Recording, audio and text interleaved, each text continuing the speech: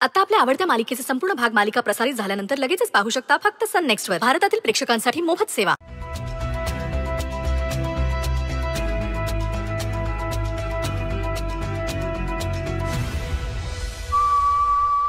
Excuse me, mister Devansh जागीरदार कुठल्या ward मध्ये? Straight जाऊन राईट जा, त्या वॉर्ड मध्ये आहे. थँक्यू.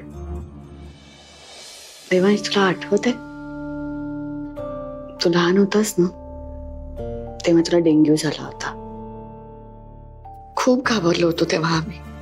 वहिनी पाण्यात देव घालून बसली होती रात्रभर आणि मी ही अशी तुझा हात हातात धरून रात्रभर तुझ्या उशाशी बसले होते. त्यावेळी कसली तरी भीती वाटली होती. कसली माहित नाही, कदाचित तुला गमावण्याची भीती होती. पण तेव्हा मी मनाशी ठरवलं होतं काही झालं तरी तुला यातून बाहेर काढायचं. मग हळूहळू तू बरा होऊ लागलास आणि घरच्यांच्या चेहऱ्यावर स्माईल आली. पण आज जेव्हा तुझ्या ऍक्सिडेंटची न्यूज ऐकली ना, माझ्या पायाखालची जमीन सरकली होती. मला कळेना काय करावं. पण मी ठरवलं होतं मी खचून जाणार नाही आणि माझ्या मुलालाही खचायला देणार नाही. या अशा गोष्टी ज्या आपल्या आयुष्यात घडतात ना, त्या आपली स्ट्रेंथ टेस्ट करण्यासाठी घडतात. And we have to rise about that. तू स्ट्रॉंग आहेस आणि स्ट्रॉंग राहून तू या परिस्थितीला सामोरं जाशील. या सगळ्यातून बाहेर पडशील. वेडी म्हणत असशील ना तू मला स्ट्रॉंग राहायला सांगते माझी आई आणि स्वतःच रडते म्हणे. पण देवांश, मी आयुष्यात काहीही सहन करू शकते.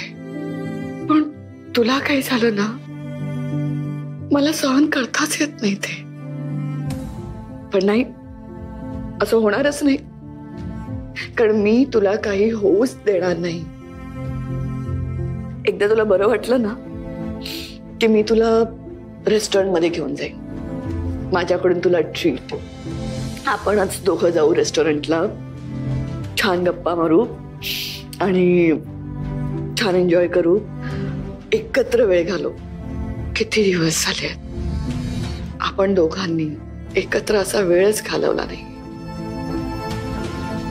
छान टाइम स्पेंड केलाच नाही एकमेकांबरोबर. जेव्हापासून ती मुलगी तुझ्या आयुष्यात आली आहे ना, तेव्हापासून नुसता त्रास, नुसतं इरिटेशन.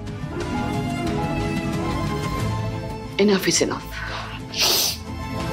मी ठरवलं आता, ज्या गोष्टीमुळे माझ्या देवांशला त्रास होणार असेल ती गोष्ट मी तुझ्या आयुष्यात राहूच देणार नाही.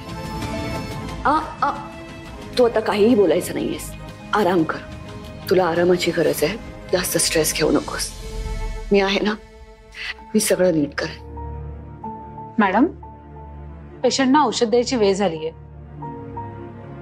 तुम्ही प्लीज बाहेर जा. पेशंटला थोडा आराम करू द्या. तू आराम कर, मी बाहेर आहे. काही लागलं तर आवाज दे.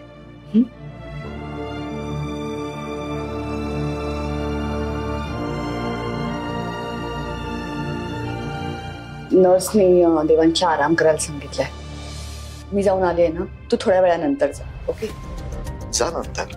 अगं काय, जाशील नंतर भेटायला, एवढं काय अपसेट व्हायचं.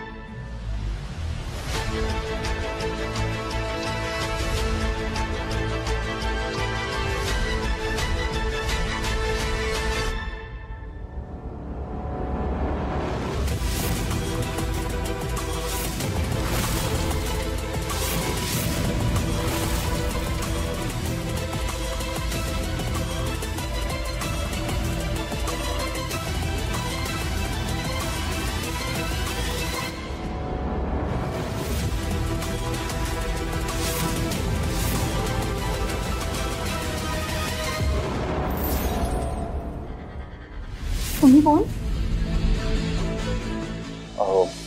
मॅडम मी देवांश जहागीरदारचा मित्र आहे. मला त्याला जरा भेटायचं होतं. सॉरी सर, तुम्हाला आता त्यांना नाही भेटता येणार, ते आराम करतायत. नाही मॅडम, काय ना, मी त्याचा खूप जवळचा मित्र आहे. त्याच्या ऍक्सिडेंटची बातमी ऐकली ना तेव्हापासून खूप खूप डिस्टर्ब झालोय.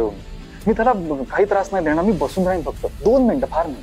सर, थोड्या वेळासाठी त्यांना कोणालाच भेटता येणार नाही. म्हणून फक्त 2च मिनिटं बसून शांतपणे निघून जाईन मी.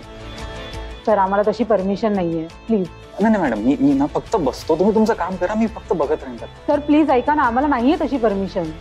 ओके मी संध्याकाळी येतो. थँक्यू.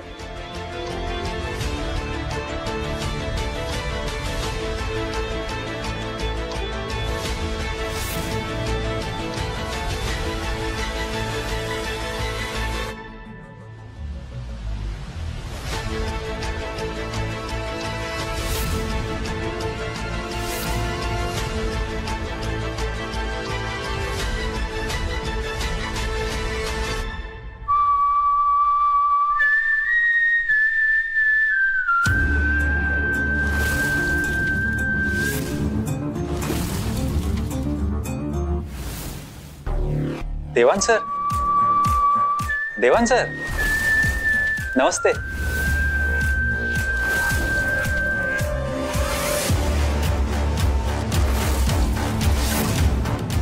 हो देवान सर, रिलॅक्स. तुम्ही आराम करा. तुम्हाला आरामाची गरज आहे. सरप्राईज झालात ना मला बघून. आज सकाळी तुमच्या ऑफिसातच आपली भेट झाली आणि आता पुन्हा इथे आपली भेट होईल अशी तुम्ही अपेक्षा नव्हती केली ना. काय करणार, मला ना तुम्हाला भेटायला यावंच लागलं. खूप घाई झाली आहे ना मला, आणि मला कसली घाई झाली आहे हे तुम्हाला चांगलंच माहिती आहे ना. हे सगळं इतकं वाईट वाटतंय मला ही तुमची अवस्था पाहून. एवढा मोठा अपघात कसं झालं हे.